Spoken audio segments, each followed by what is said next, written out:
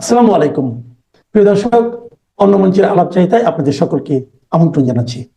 মানে আপনাদের পক্ষে সব উত্তর কি আছে, আমরা বলে বলতেছি এগুলো? এটা এসব সমস্যা। বাচ্চা ছেলেদের সাথে আমাদের আনেন কেন ভাই? কে বলো তুমি? এই আমি বাচ্চাদেরকে এইটাছে আনার কারণে এইটাছে এই বাচ্চাদের শোনো, আপনারা জেল থেকে মুক্ত পেয়েছেন, না বেগম খালেদা অবশ্যই জিয়া না, জেল থেকে মুক্ত অবশ্যই হয়েছে। না, এই বাচ্চারা বেগম অবশ্যই জিয়াকে না, জেল থেকে মুক্ত করছে। অবশ্যই না, এই বাচ্চারা বেগম অবশ্যই জিয়াকে না, সবথেকে সম্মানের সাথে বের করছে এই বাচ্চারা, আপনারা পারেন নাই। অবশ্যই না না, পারলেন না, সেটা আপনারা দেখেন জনগণের ভোট আপনাদেরকে কি দেয়। দেখেন যদি একটা সুষ্ঠু ইলেকশন হয়। অবশ্যই নো, অবশ্যই আমরা মুক্ত হতাম। কিনা, তাকে শিখতে আপনি হবে চেষ্টা দেখি, করবেন কিনা? শিখতে হবে ভাই দেখি। আমি শিখতে চাই আপনাদের কাছ থেকে, কিন্তু আপনি বলেন না তোমাদের কাছ থেকে তো আমার যে আশাই জামাতের ছিল। আমির বলেছে যে কি তোমাদের করবে। সাথে তোমাদের টক শুধু আশাই আসেন না ভাই, আপনি না আসলে তো আমরা মরে যাবো না। আমরা ছোট মানুষ, আমাদেরকে বাদ দিয়ে দেন, আমাদেরকে জুলাইতে লাগে না তো। জুলাইতে শুনেন হাবিব ভাই, কি বলো? আপনাদের যে ইনফিরিয়রিটি তোমার কমপ্লেক্স, কথার ভিতরে তুমি কথা, আমার কথার ভিতরে কথা বলবে। আমার কথার মতো তো আপনি বলেছেন। আমি বলি না, একটা বল নাই। আচ্ছা ঠিক আছে, আপনি বিশেষ আমি করে বলবো, তারপর আমি বলি, কিন্তু বলেন। এই আমি আমাদেরকে যে শোনো, অনুমানুষ ওইটা মনে আমরা করতেছেন, শিখেছি। আমাদেরকে জুলাইতে লাগছে ওইটা আমরা আপনাদের। শিখেছি। আমাদের জুলাইতে লাগছে আপনাদের তোমাদের ভাই, জুলাইতে এখন আর আমাদের লাগার লাগবে কথা না না। আপনাদের। জীবন তো বাচ্চারাও দিচ্ছে, আপনারা তো জীবন দিয়ে মন্ত্রী হয়েছেন, বাচ্চাদের কথা কেন বাচ্চারা তো আছে? কিছু হয় নাই। জীবন তো সাপ্লাই দিছে, পিলকানা দিছে, সেগুলো জীবন মনে হয় না আপনাদের কাছে। এইটাই দুঃখ আমাদের। বলে এগুলি। সঙ্গে যুক্ত হয়েছেন শরীফ ওসমান হাদি, মুখপাত্র ইনকিলাব মঞ্চ। সঙ্গে আরও আছেন হাবিবুর রহমান হাবিব, বিএনপি চেয়ারপারসনের উপদেষ্টা, এবং অধ্যাপক মুজিবুর রহমান, শিক্ষা ও গবেষণা ইনস্টিটিউট, ঢাকা বিশ্ববিদ্যালয়। আপনাদের তিনজনকে স্বাগত জানাচ্ছি আমাদের অনুষ্ঠানে। আমি শুরুতেই হাবিবুর রহমান আপনার কাছেই জানতে চাইবো যে জুলাই ঘোষণাপত্র অনেক দিনের অপেক্ষা ছিল, ঘোষিত হয়েছে, কিন্তু এখন আবার জুলাই সনদের সুরাহা হয়নি বলে কথা হচ্ছে। ঘোষণাপত্র নিয়ে অনেক ধরনের বক্তব্য আছে, কিন্তু সবথেকে বড় বিষয় যাদের রক্তের বিনিময়ে বিজয় এসেছে তাদের বিচার কোন প্রক্রিয়ায় কিভাবে হবে সেটির ব্যাপারে সুনির্দিষ্ট ম্যান্ডেট আসলে ওইভাবে পাওয়া যায়নি। আরও অনেক বিষয়ে কথা হচ্ছে। এখন যে তফসিল ঘোষণার কথা বলা হলো, সব কিছু মিলে যে নির্বাচনের দিকে সব কিছু এগিয়ে যাচ্ছে, তাতে কি সংস্কার, বিচার বা অন্য কিছু ঢাকা পড়ে যাচ্ছে বা চাপা পড়ে যাচ্ছে কিনা, আপনি কি মনে করেন? আপনাকে ধন্যবাদ। আপনার মাধ্যমে এখন টেলিভিশনের সম্মানিত দর্শক শ্রোতাদেরকে আমার সচেতন সালাম, বিজ্ঞ দুজন আলোচককে আমার শুভেচ্ছা। আমি আপনাকে প্রশ্ন করি, কতদিন সময় নিলে এই জুলাই সনদ বাস্তবায়ন হবে বা জুলাই সনদের সমস্ত কথাগুলি আমরা কাজে লাগাতে পারবো? সেই সময়টি বলুক, যারা বলছেন তারা বলুক যে আমাদের এত বছর সময় লাগবে। পাশাপাশি এটাও বলুক 5 বছর 10 বছর আমরা অপেক্ষা করব, তারপর তারা ক্ষমতায় যাবে, তারপর এই জুলাই বিপ্লবের যে প্রত্যাশা পূরণ করবে। বলতে তো হবে, না বলে প্রত্যাশা পূরণ হলো না, বিচার কিভাবে হবে, যেই লাও সেই কদু, এটা বলার কোনো যুক্তি আছে? দীর্ঘ 17.5-18 বছর ধরে জাতি কিন্তু একটা সুন্দর সুষ্ঠু নির্বাচনের মাধ্যমেই তাদের প্রতিনিধি নির্বাচিত করতে চায়। এখন একবার বলে কেউ যে স্থানীয় সরকার নির্বাচন আগে হতে হবে, আবার বলে গণপরিষদ নির্বাচন আগে হতে হবে, আবার বলে সমস্ত বিচার কাজ সম্পাদন না করলে নির্বাচন হবে না, আবার কেউ বলে যে সংস্কার, পূর্ণাঙ্গ সংস্কার হলে তারপর নির্বাচন। তো কত বছর লাগবে বলুক না কেন? একটা বছর তো গেল, একটা বছর কয়টা হয়েছে? আমি দেশের মানুষ একটা অনিশ্চয়তার মধ্যে ছিল, নির্বাচন আদৌ হবে কি হবে না, একদিন অঙ্গ ভঙ্গি জীবন দেখায়। তো যাক, সরকার শেষ পর্যন্ত একটা সিদ্ধান্তে এসেছেন যে একটা নির্বাচন দেশে হতে হবে। কেন? দেশটাকে বাঁচানোর জন্য। আপনি যদি একটা নির্বাচন সরকার না আসে, কোনো ইনভেস্টমেন্ট আসবে না, আসেনি 1 বছরে। আরও যদি 5 বছর থাকে, 5 বছর আসবে না। তার কারণ এই সরকার তো অনির্দিষ্ট মেয়াদের সরকার, যে কোনো মুহূর্তে সরকার চলে যেতে পারে, যে কোনো পরিবেশ পরিস্থিতিতে। তাহলে আপনি দেশটাকে আগে বাঁচাবেন না আপনি কবে রাষ্ট্রীয় ক্ষমতা যাওয়ার মতো শক্তিশালী হবেন ততদিন পর্যন্ত আমাকে অপেক্ষা করতে হবে? তাই সরকারকে বলবো, সঠিক সিদ্ধান্ত নিয়েছেন, ডিসেম্বরের ভিতরে তফসিল ঘোষণা করেন।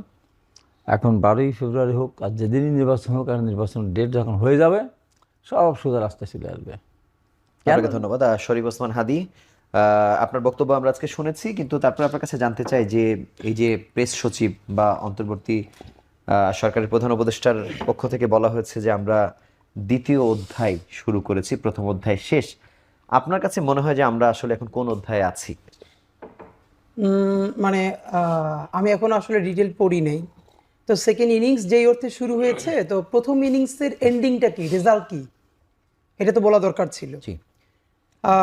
প্রথমত হলো যে ইনিংসে যে কয়টাই করুক, প্রত্যেকটা ইনিংসের তো একটা ফিনিশিং আছে। এখন দ্বিতীয় ইনিংস বলতে যদি সে বোঝায় যে আমরা এখন নির্বাচনের জার্নি শুরু করেছি, ভোটের ট্রেন ছেড়ে দিয়েছি, এবার আমাদের ইনিংসটা হলো একটা সুষ্ঠু নির্বাচন আনা।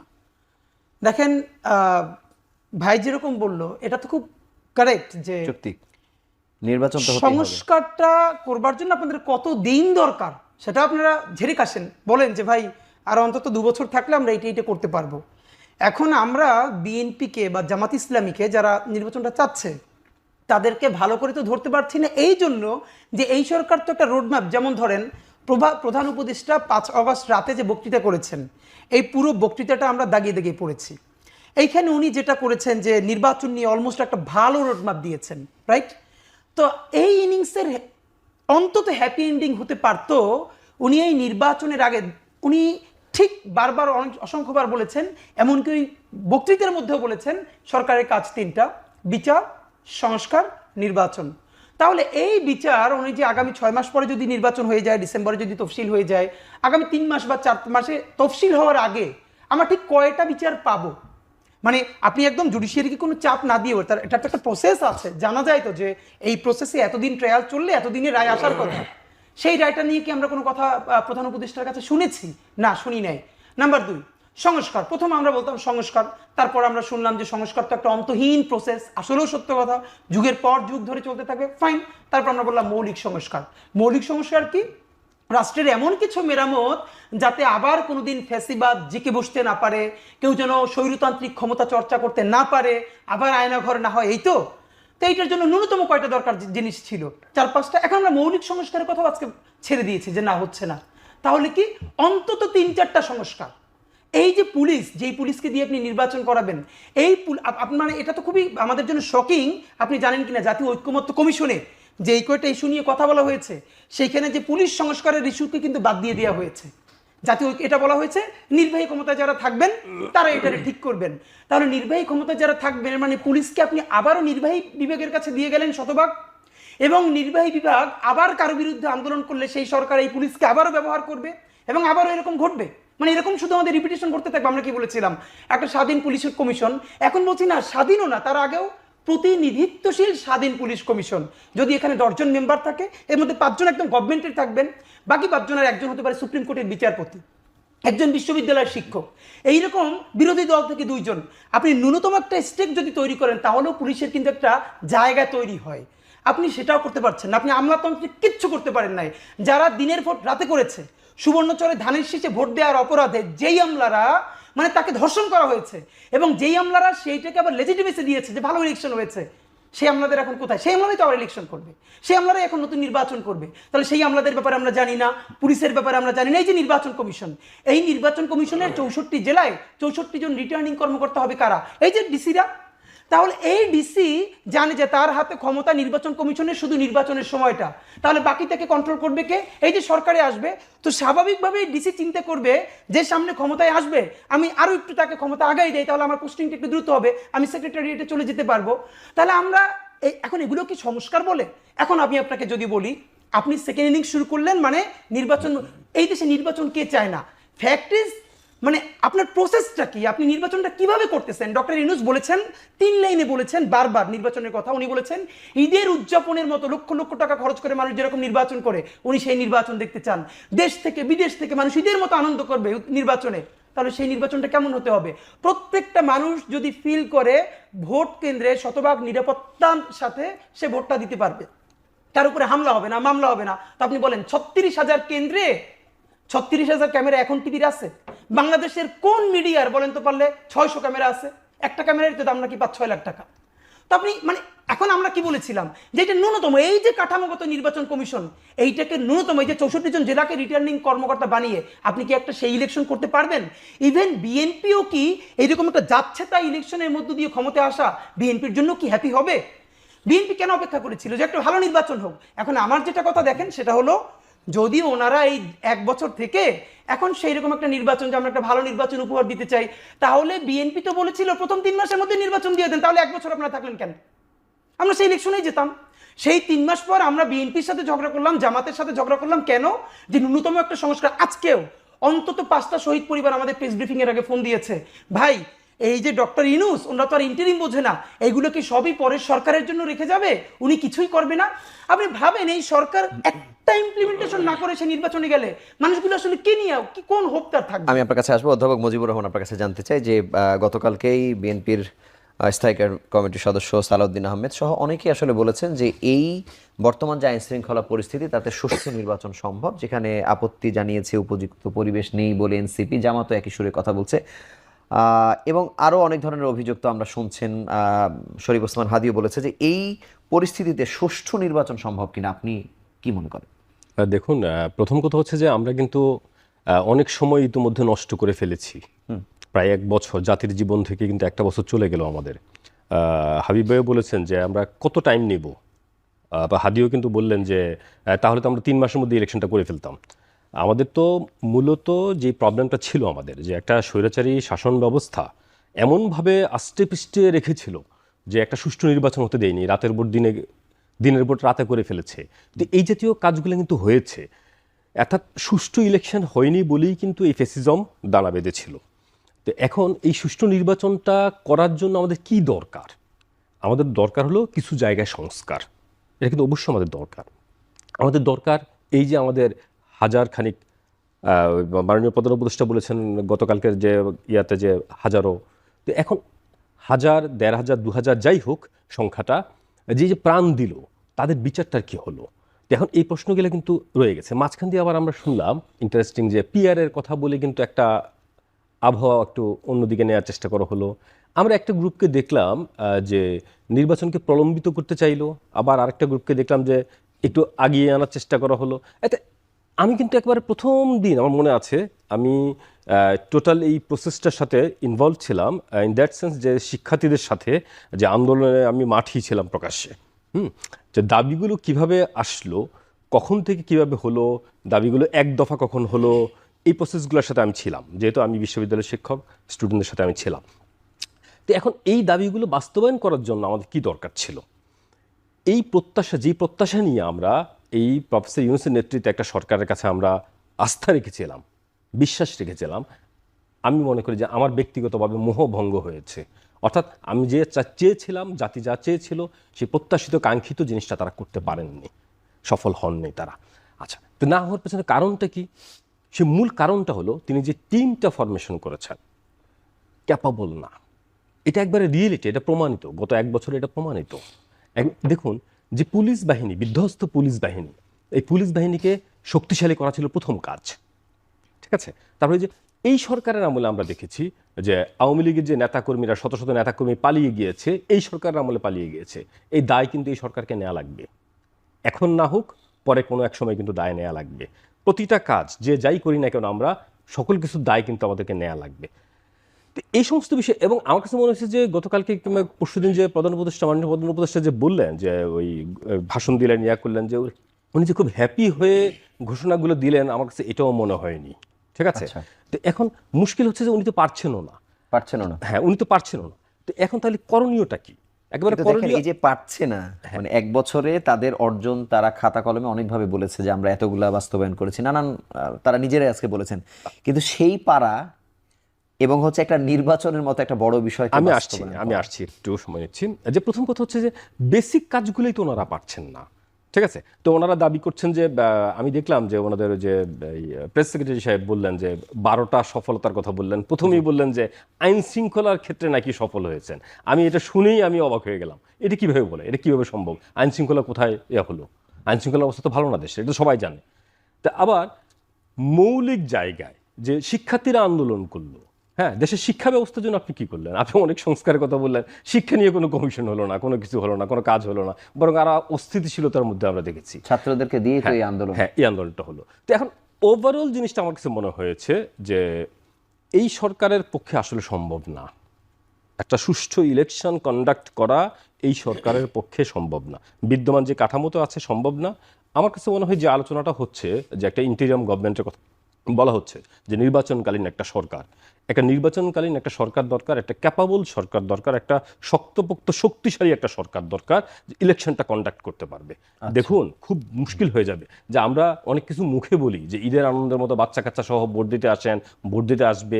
এখন মানুষ যদি ভয়ের মধ্যে থাকে, সেই আইন আতঙ্কের মধ্যে শৃঙ্খলা থাকে, পরিস্থিতি উন্নয়নের আইন কথাও তো শৃঙ্খলা- তারা বলার পরেও তো পরে Right. নানান ধরনের দুর্ঘটনা Right. ঘটেছে। এখন এইরকম একটা ইলেকশন, কাঙ্ক্ষিত একটা ইলেকশন, আমরা যদি 91-এর মতো একটা ইলেকশন, ফেয়ার, ফ্রি ফেয়ার এবং ভীতিহীন প্রশ্ন ছাড়া একটা ইলেকশন আমরা চাই, এবং প্রফেসর ইউনূস সাহেব স্যার যে কথাটা বলছেন উনি যে এরকম একটা ইলেকশন উনি চান যে ইতিহাসে স্মরণীয় হয়ে থাকবে, এরকম একটা ইলেকশন করতে হলে আসলে ওইরকম ক্যাপাবল মানুষ লাগবে যাদেরকে দিয়ে গভর্নমেন্টটা সাজাতে হবে এবং তারা এই কাজটা করবে। হাবিবুর রহমান, আপনার কাছে আসতে চাই যে এই সরকারকে নিয়ে আপনাদের সমালোচনা প্রতিদিন চলছে, আগে করেছেন তাদের অবস্থা, বাস্তবতা সব কিছু নিয়ে, এবং আপনার পাশে যারা সহ আলোচক আছে তারাও বলেছেন। আপনারাও কি বিশ্বাস করেন যে আসলে এই অন্তর্বর্তী সরকারের পক্ষে একটি সুষ্ঠু নির্বাচন করা সম্ভব? অনেকগুলো প্রতিকূলতার কথা অনেকেই বলছে। যদি সুষ্ঠু নির্বাচন না হয়, এটি বিএনপি ক্ষমতায় আসলেও আপনাদের জন্য খুব অস্বস্তিকর হবে কিনা, কি মনে করেন?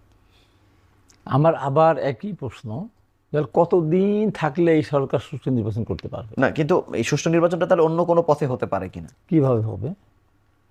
এই প্রশাসন আপনি রাতারাতি সব চেঞ্জ করতে পারবেন? রংপুরের ডিসে চলে যাচ্ছে কুমিল্লা, কুমিল্লা ডিসে চলে যাচ্ছে ফেনী, ফেনী ডিসে চলে যাচ্ছে খুলনা, পঙ্গের এসপি চলে যাচ্ছে বাগেরহাট, বাগেরহাট এসপি চলে যাচ্ছে সিরাজগঞ্জ। হচ্ছে না? তাই তো। তাহলে সেটা দিবেন কী করে? রাতারাতি পরিবর্তন করতে পারবেন? হ্যাঁ, সরকার পরিবর্তনের সাথে সাথে আমি সর্বপ্রথমে বলেছিলাম প্রথম দিন বা দ্বিতীয় দিনেই যে এই মুহূর্তে মিনিমাম 50,000 পুলিশ সিপাহী, কিছু এএসপি, কিছু বিশেষ দিয়ে, কিছু কী বলে এএসআই, কিছু ম্যাজিস্ট্রেট, কিছু আপনার মুন্সিফ, জজ আর কি নিয়োগ, কিছু উচ্চ আদালতের বিচারক। কিন্তু এই কয়টা আমি কিন্তু প্রতিনিয়ত বলতাম এই কাজগুলো কিছুটা কাজ করেছে, বিশেষ করে উচ্চ আদালতের জাজ নিয়োগ করেছে, পুলিশের নিয়োগ করেছে। তার কারণ বিগত দিনে যে পুলিশ ছিল, প্রধান লোকজন ছিল, তারা ঘুরিয়ে ফিরে 15.5 বছরে একটা ঘরনা লোকই ছিল। সরকার পরিবর্তন হয়, তাদের মন তো পরিবর্তন হয়নি। তো এখন এটা পরিবর্তন করতে কত বছর লাগবে? কত বছর সময় নেবেন? প্রথম কথা। দ্বিতীয় কথা, যে নির্বাচন নিয়ে আপনারা আশঙ্কা করছেন সুষ্ঠু নির্বাচন করতে পারবে কিনা, যখন এদেশে চৌকস পুলিশ বাহিনী ছিল, চৌকস সেনাবাহিনী ছিল, চৌকস র্যাব ছিল, তখন কি ভোট হয়েছে সুষ্ঠু মতো? তার মানে কি আমরা আশা করে নিতে পারি না, তখন কি সুষ্ঠু ভোট হবে সুষ্ঠু না? হয়েছে? তারা ভোট কেটে নিয়েছে, প্রশাসন ভোট কেটে দিয়েছে, নির্বাচন কমিশন ভোট কেটে দিয়েছে, পুলিশ ভোট কেটে দিয়েছে, র্যাব ঘুরেছে, আর্মি ঘুরেছে চোখের সামনে দিয়ে, কিছুই করে নাই তারা।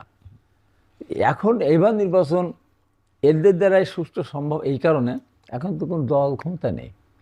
আমি ইলেকশন করেছি 18 সালে, তখন এমপি ছিল, মন্ত্রী, আমার ওখানে মন্ত্রী ছিল, আমাকে যখন কোপালো, হেলিকপ্টার পাঠালো, মামলা করতে গেলাম, মন্ত্রীর নামে মামলা নিল না, তার ওয়াইফের নামে মামলা নিল, তার ছেলের নামে মামলা নিল না, মামলাই নেয়নি করে। আমার একটা মামলাই মনে হয়েছে, তাছাড়া মির্জা ফখরুল আলম থেকে অনেকের ওপর অত্যাচার করেছে, মামলা নেয়নি। নির্বাচন সুষ্ঠু হওয়ার জন্য কিচ্ছু করা লাগবে না, একটা টাকা খরচ করার দরকার নাই, একটা পুলিশ দরকার নাই, আর্মির দরকার নাই, র্যাব দরকার, কিচ্ছু দরকার নেই। আনসাররা খালি লাইন সোজা করে দেবে। 3টা জিনিস, তার জন্য পয়সা খরচ হবে না। চূড়ান্তভাবে সিদ্ধান্ত নেন, আইন করেন যে নির্বাচনের মাঠে কেউ যদি কারোর পোস্টার ছেড়ে তার অফিস জ্বালিয়ে দেয় অথবা আক্রমণ করে, অভিযুক্ত প্রমাণ সাপেক্ষে তার প্রার্থিতা বাতিল। নাম্বার 2, নির্বাচনের দিনে যদি কেউ ভোট কারচুপি করে, ছিল মারে, মারধর করে, রাস্তায় বাধা দেয়, তার প্রার্থিতা বাতিল। এরপরেও যদি সন্দেহ থেকে যায়, বলা থাকবে যে এই বাইরে চোখের আড়ালে যদি কোনো ধরনের টাকা পয়সা খরচ করে অথবা অন্য কোনো অবৈধ পন্থায় আমরা দেখতে পারিনি, এটাও যদি প্রমাণিত হয়, সে সংসদ সদস্য পদ বাতিল হয়ে যাবে। দেখেন তো, কিচ্ছু লাগবে না, কিচ্ছু লাগবে না, সব সুদা হয়ে যাবে। 91 সালে নির্বাচনে পুলিশ আপনার ধরেন রাখছে, মানুষ তো ভোট দিতে গিয়েছে, 96 ভোট দিতে গিয়েছে, 2001-এও ভোট দিতে গেছে, 2008-এ যে নির্বাচনটা হয়েছে সেই নির্বাচনে কোনো প্রার্থী আহত হয়নি। আমরা যেমন 50 জন প্রার্থী আহত হয়নি। হ্যাঁ, ওই সময় 111-এর সরকার, সেই সময় আওয়ামী লীগের নেতারাও জানতো না, 10% করে ভোট তারা ব্যালটের ভিতরে, মানে বাক্সে আলাদা আলাদা প্রত্যেকটা কেন্দ্রে তা রেখে দিয়েছিল, শুধু নৌকামার্কা সিল মারা। যে কারণে এই যাবৎকালের ভোটের পার্সেন্টেজ আর 8 সালে সবচেয়ে বেশি হয়েছে। এরপরে ভোট রাত্রি কেটে নিয়েছে, দিনই কেটে নিয়েছে, কিন্তু 86% ভোট কাস্ট হয়নি, ওই যে 10% ভোট শুধু নৌকা। যেখানে বিএনপি যে প্রার্থী 2001 সালে ভোট পেয়েছিল 1 লাখ, অথচ সে 2008 সালে ভোট পেয়েছে 1,05,000, তা হেরে গেছে। আওয়ামী লীগের প্রার্থী ভোট পেয়েছিল 90,000, সে দেখা যায় যেখানে ভোট পেয়ে গেলে 1,15,000, ওই যে 10% ভোট তার। এইভাবে ওই কারচুপিটা হয়েছিল। এবার তো সেই সুযোগ নেই, এবার সেই সুযোগ নেই, কোনো না, আপনি যেটা বলছেন যে এই পথে আসলে এই পথে আসতে সীমারেখা এই দিয়ে তিনটা দিলে কিচ্ছু লাগবে না, সম্ভব। 1 টাকা খরচও হবে না, জাতির সামনে ঘোষণা করে দেন এই তিনটা, যারাই এই তিনটার সাথে জড়িত হবে তাদের প্রার্থিতা বাতিল, আপনি, বাতিল হওয়ার পরে বাতিল, কিচ্ছু লাগবে না। ভালো প্রস্তাব দিয়েছেন।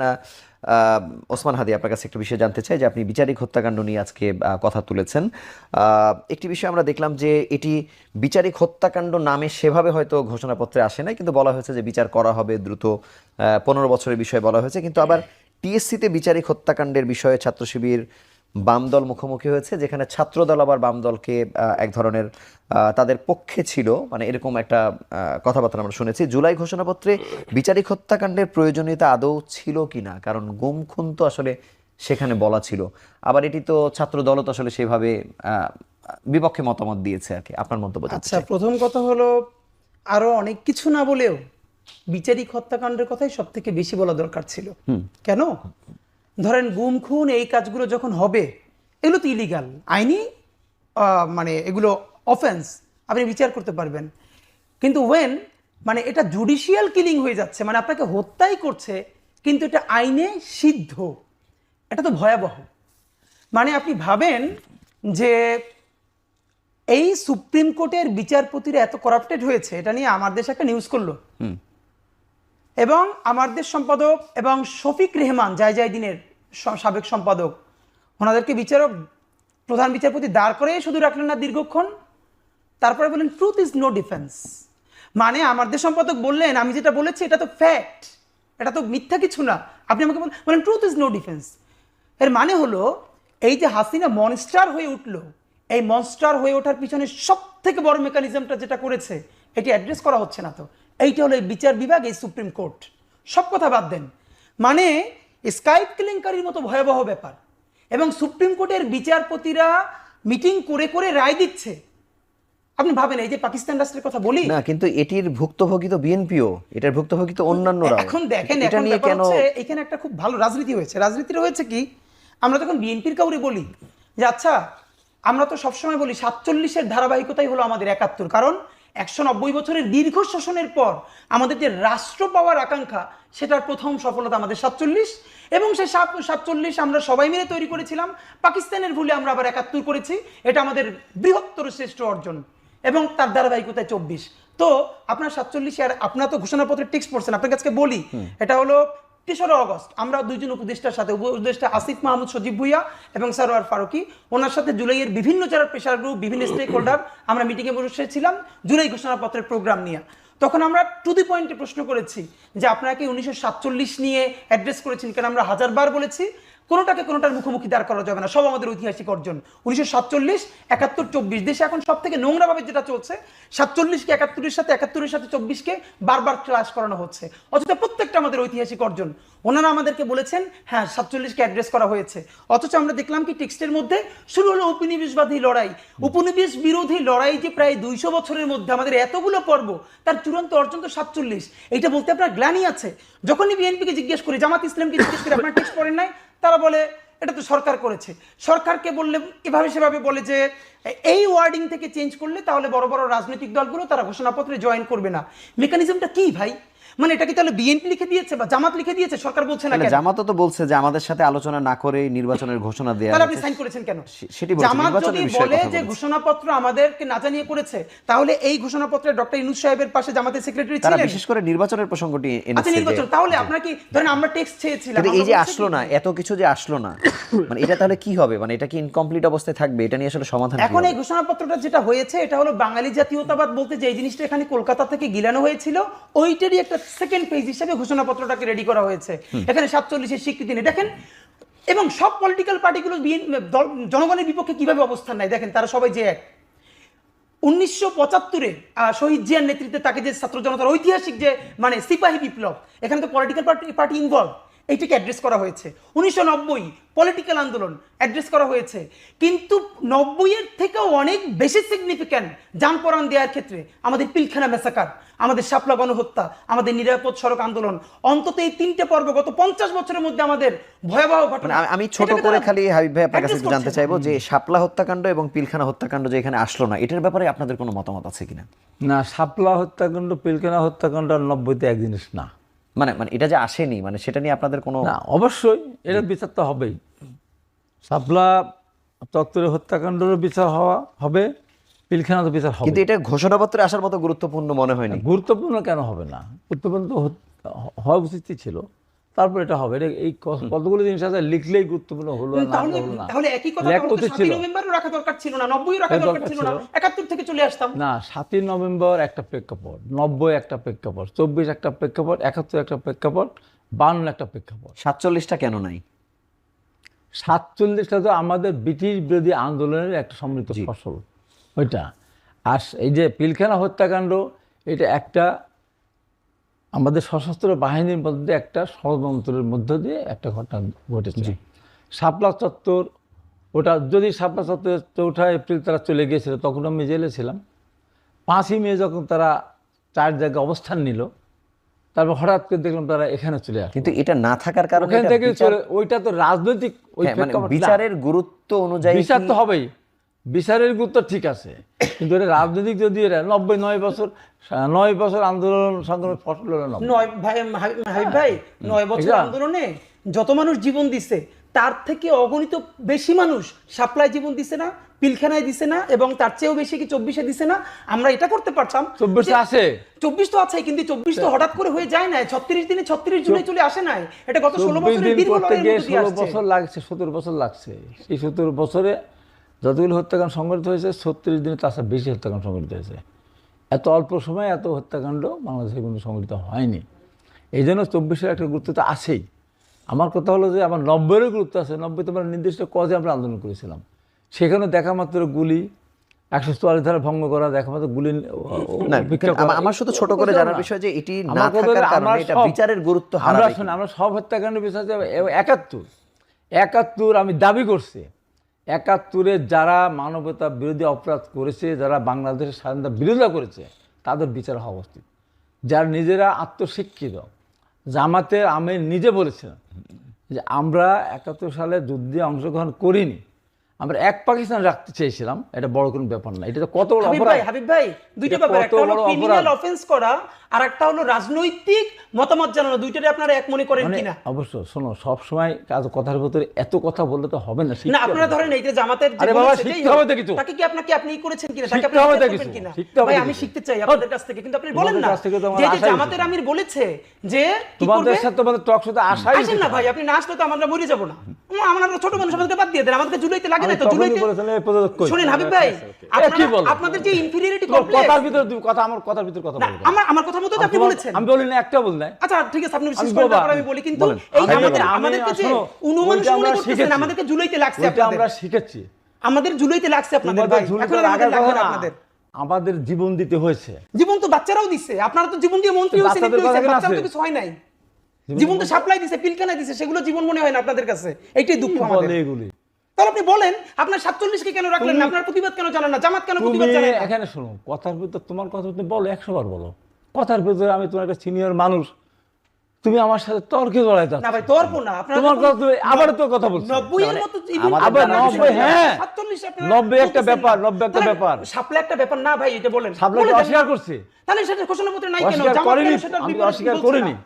আমার তোমার 71-এর কথা বলে তোমার লাগলো কেন? তাহলে না, কার লাগলো? তোমার আমি কখন লাগাইলাম? এই যে লাগলে, আমি বলেছি আমি আপনারা বললাম যে criminal offense। 71 সালে মানবতা বিরোধী অপরাধ যারা করেছে, হ্যাঁ। যারা এখনো দেশের স্বাধীনতাকে স্বীকার করে না, যারা এখনো সবার সিরিজ হতে যায় না, ভাই বাংলাদেশে কি এমন কোন দল এখন আছে যারা 71-এর স্বাধীনতা চায় না বা সেটির বিপক্ষে আছে? জামাত স্বীকার করে না। তাহলে জামাতকে আপনারা ধরেন না কেন? তার পাশে দাঁড়ান কেন আপনারা? সেটাই তো বলতেছি। মির্জা ফখরুল ইসলাম আলমগীর সাহেব দাঁড়াইছে, তার পাশে বলছি তো। জামাতের সেক্রেটারি দাঁড়াইছে, উনি কেন বলেন দাঁড়াতে পারে, আমি দাঁড়াবো না? পরিস্থিতির পরিপ্রেক্ষিতে না, দাঁড়াতে পারে। আপনারা বলবেন, তাই আপনারা বলে যদি আমার কথাই বলবো না। আপনি বলবেন যে না দাঁড়াবো না, আমার কথা এই বলবো না। জামাতের সাথে আমরা দাঁড়াবো না, সেই বিএনপি কেন দাঁড়াবো? সেই কথা জামাতের বলবো না। সাথে তো বিএনপিরও জোট ছিল। সেই না। জামাতের সাথে বিএনপি ছিল। কেন জোট করছে? হ্যাঁ, এদের উত্তর আছে তো। জি, মানে আপনাদের পক্ষে সব উত্তর আছে, কি আমরা বলে বলতেছি এগুলো? না এসব সমস্যা। বাচ্চা ছেলেদের সাথে আমাদের আনেন কেন ভাই? কে বলো তুমি? এই আমি এই দেশে বাচ্চাদেরকে আনার কারণে এই বাচ্চাদেরকে শোনো, আপনারা জেল থেকে মুক্ত না, পেয়েছেন, খালেদা অবশ্যই জিয়া না, জেল থেকে মুক্ত অবশ্যই হয়েছে। না। এই বাচ্চারা বেগম অবশ্যই জিয়াকে জেল না। থেকে মুক্ত করছে। অবশ্যই না। এই বাচ্চারা বেগম অবশ্যই জিয়াকে না। সবথেকে সম্মানের সাথে বিয়ে করছে এই বাচ্চারা, আপনারা পারেন নাই। অবশ্যই না পারলেন না, সেটা আপনারা দেখেন জনগণের ভোট আপনাদেরকে কি দেয়। দেখেন যদি একটা সুষ্ঠু ইলেকশন হয়। অবশ্যই no, অবশ্যই আমরা মুক্ত হতাম। কবে হইছে? জেল খাতে- মির্জা আব্বাস ভাই বলছে কি? 1 মাস পরে আরে করছেন, ঈদের পরে আন্দোলন তো হতে গত পারতো। 10 বছর ধরে আপনারা করতেছেন। ওইসব কথা বলতে দেয় না, কত লোকের জীবন গেছে আমাদের একদিন তারা। জামাত তো আন্দোলন বহুদিন করে করছে, জামাত কি পারছে? আরে কথার ভিতরে কথা আমি আপনি এই আপনার কথা সত্যি বলেন। হয়েছে আচ্ছা, নাকি? আমরা এখানে ছোট্ট- আন্দোলন সংগ্রাম করে মানুষ দেশের অর্থনৈতিক অবস্থা, দ্রব্যমূল্যের ঊর্ধ্বগতি, গুম খুনের পরিপ্রেক্ষিতে ভোট দিতে পারে না, একটা মানুষের মধ্যে একটা আকাঙ্ক্ষা জন্মেছিল। তার পরিপ্রেক্ষিতে যখন বৈষম্য বিরোধী আন্দোলন যখন শুরু হয়েছে, সত্য কথা বলতে আমরা তো আমাদের ছেলেরা, ছাত্ররা আমাদের পরীক্ষা দিতে পারে ভাই, না, আমরা- মেরেছে। তারপর তো আমাদের ছেলে তো অন্য কোনো সংগঠন লুকায় নাই, ভাই আমাদের বিরতি সান্ডা তো সময় করেনি। হয়েছে।